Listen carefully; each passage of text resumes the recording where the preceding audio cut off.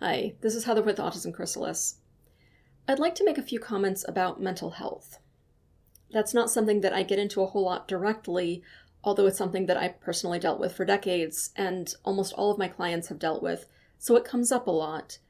But I've felt hesitant to directly address it publicly, because I'm not a psychiatrist or a psychologist. Although I've studied and read extensively on those topics personally, I don't have a degree or formal training. My intent is not to overstep, not to inadvertently do harm or spread misinformation accidentally, or to come across as an expert in areas that I'm not an expert in. But I also think that when we build up issues around certain topics, or put them on pedestals that only certain people with certain types of authority can talk about, or when we make them taboo to talk about at all, it often does more harm than the good that we're trying to do. And not all supposed experts really are that expert anyway. And lived experience counts for more than official standards of authority often give it credit for. So with these caveats that I'm coming from my own lived experience and what I've seen in working with hundreds of autistic adults and teenagers, and watching several friends go through decades of struggling with mental health, and yes, research and reading about the topics from both a psychological and as well as a historical perspective, here are 4 reflections, 4 observations that I've seen play out pretty consistently over the years.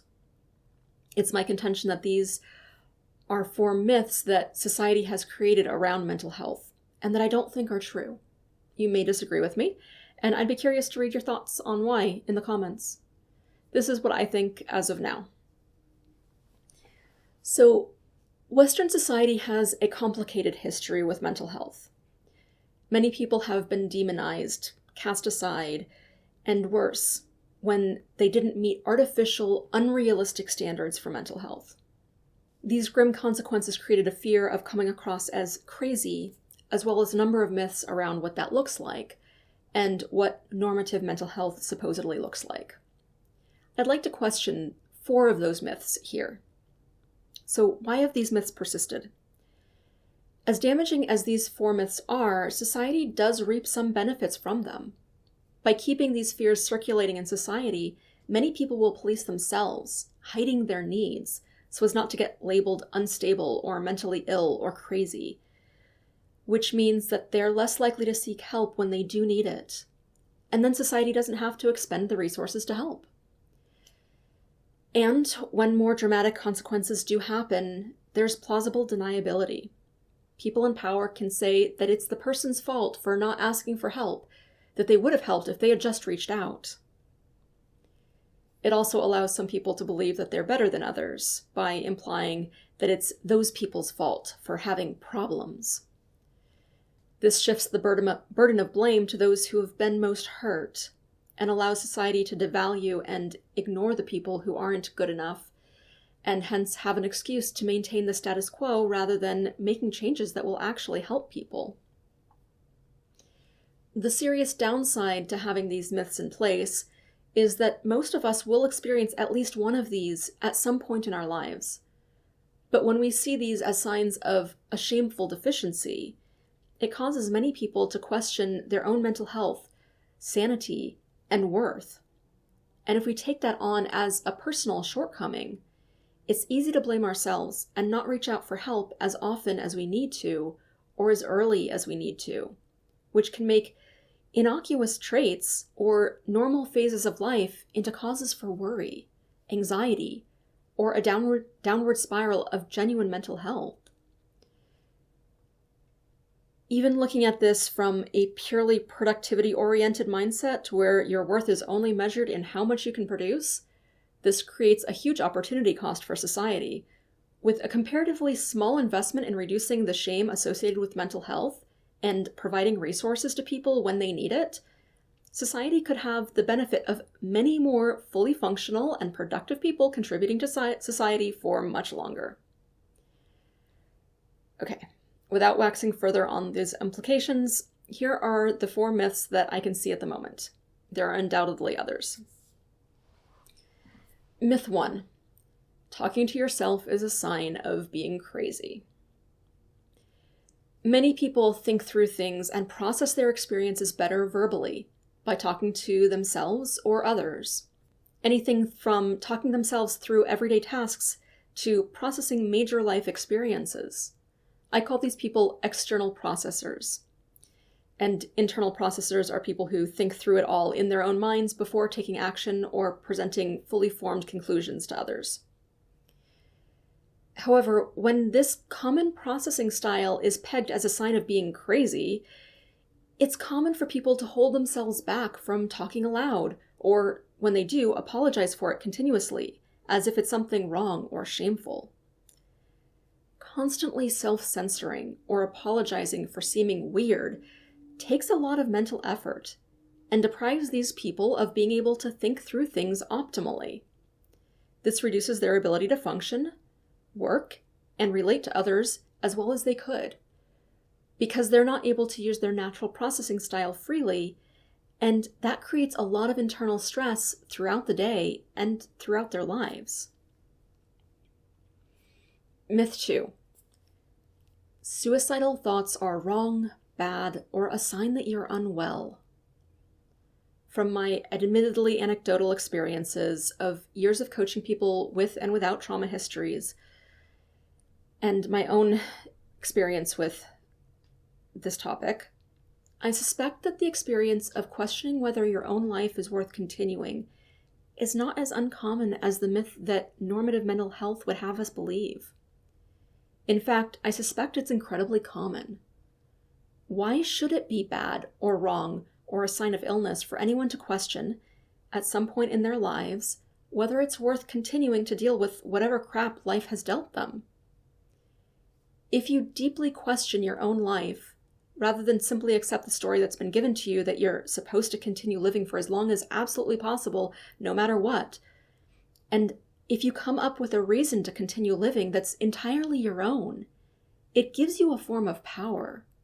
Not power over others, like control or manipulation, but the power to affect change, to have a reason to go on, to want to deal with the crap that is in front of you, and hopefully change those circumstances for the better. Everyone will face some kind of crap in their life. Even people living in the lap of luxury with tons of money to throw at every problem, who can pay people who will take care of the practicalities of life for them, will still have other kinds of crap to deal with, like loneliness or betrayal or fear. There's always going to be something. But when you have seriously questioned for yourself whether you're willing to deal with your particular crap and why, you will eventually come to an answer. I don't know what your answer has been or will be. There are many answers and many reasons, though a few common ones include love, worth, purpose, beauty, the ability to overcome challenges, or desire to make things better for yourself or others. This isn't unhealthy. It's normal. And if your answer and reason lead you to continuing to live, you'll have created purpose in your life. And that's something that mental health professionals agree is deeply healthy.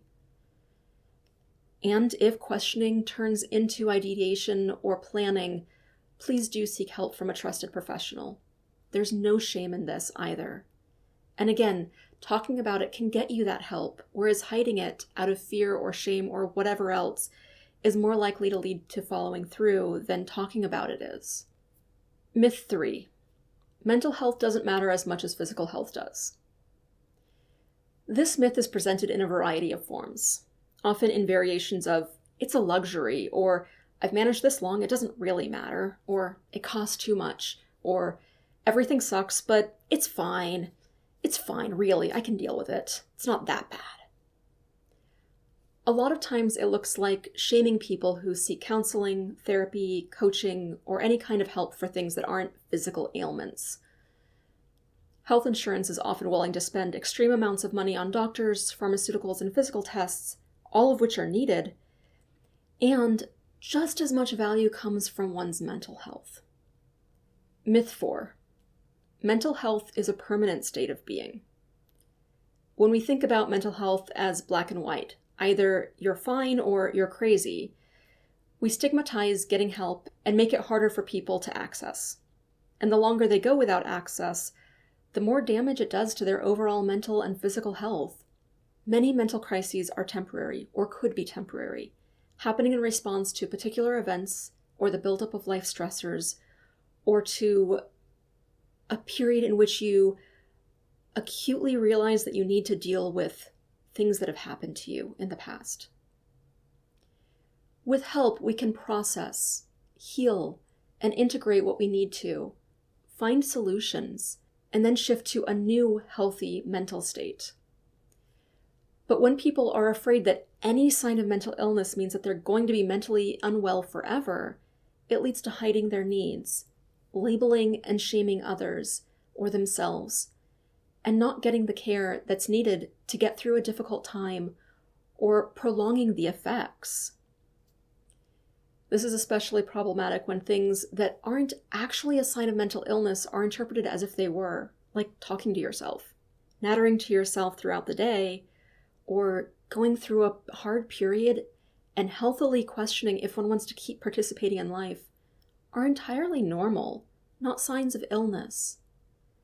On the other hand, devaluing our mental health needs or seeing them as fixed and unalterable can be damaging. Okay, these are 4 mental health myths that I think are unhealthy and cause damage to both individual people and society. And then society loses out on the gifts that these people have to offer. Here's one more, sort of. In our society, we get a lot of messages that once you figure out something important in your life, you need to go and put it into practice immediately. But that's skipping a critical step. Adding this back in leads to much better results. If you want more on that idea, here's a video that I made about how you don't actually need to be farther along than you are, no matter what people say to you. Okay, I wish you a neuro-wonderful day and a healthy mental life. That was totally corny. Okay, I hope that this has provided some food for thought. I wish you a neuro-wonderful day.